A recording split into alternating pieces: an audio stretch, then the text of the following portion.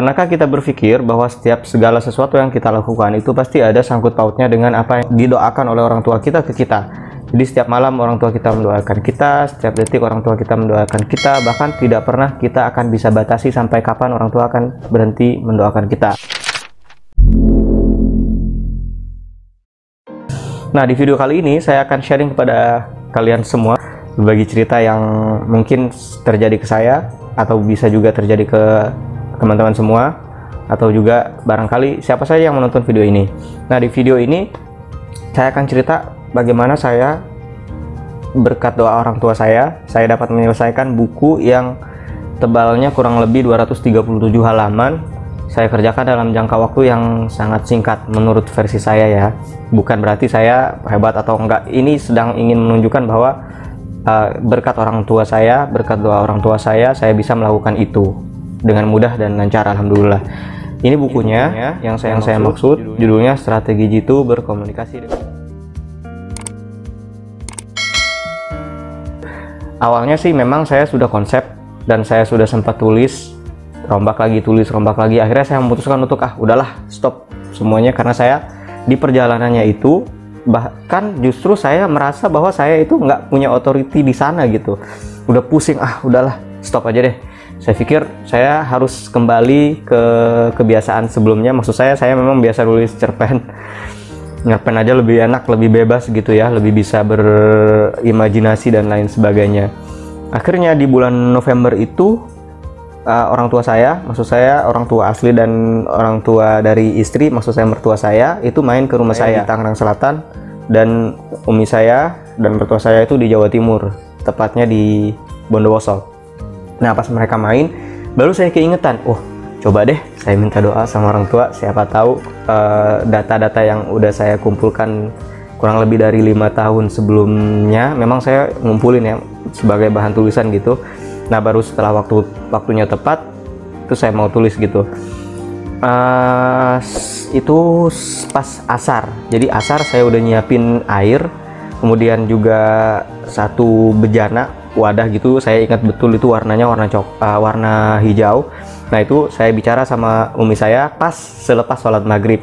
Pas habis sholat maghrib, saya bilang sama umi saya, Mi, minta izin ya, saya mau cuci kakinya umi, terus airnya itu saya tuang ke botol, minta doa ke umi, Mi, saya doain saya mau nulis buku yang menurut saya ini agak sedikit butuh fokus dan effort yang lebih. Kata saya, ya umi doain mudah-mudahan lancar. Nah, singkat cerita teman-teman sekalian,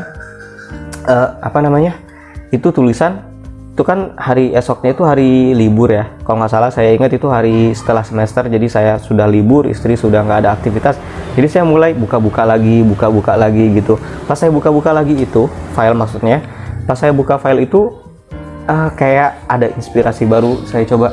Saya coba untuk buka-buka lagi tuh file, saya coba untuk otak-atik lagi tuh file, dan akhirnya saya merasa lancar gitu, terus ada inspirasi baru.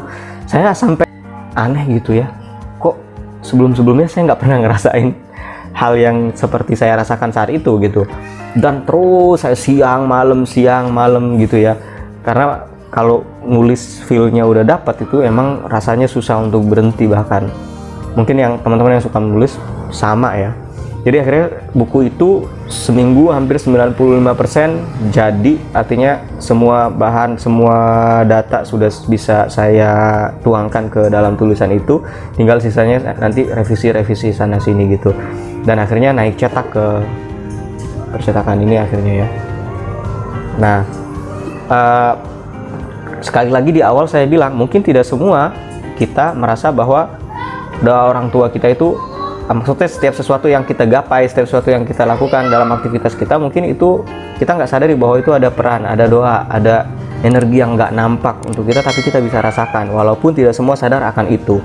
Nah, di video ini saya ingin sama-sama saling mengingetin gitu, ayo yang kayak gini nih jangan sampai hilang gitu dalam kehidupan kita. Kalau kita mau ngapa-ngapain, minta orang tua, maksudnya telepon kalau jauh, datengin beliau, minta doanya apapun ya, kalau bisa spesifik. Kalau spesifik itu lebih bagus karena nanti doa yang kita panjatkan dengan orang tua kita panjatkan itu akan menjadi lebih baik gitu ya, lebih cepat biasanya.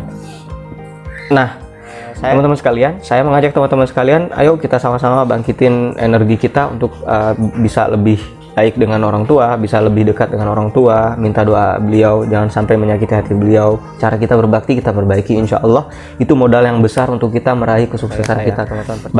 Bagi yang mau komen, mau bertanya, mau ngasih ide, silahkan komen di bawah. Jangan lupa subscribe, jangan lupa bunyiin lonceng, share juga nggak apa-apa.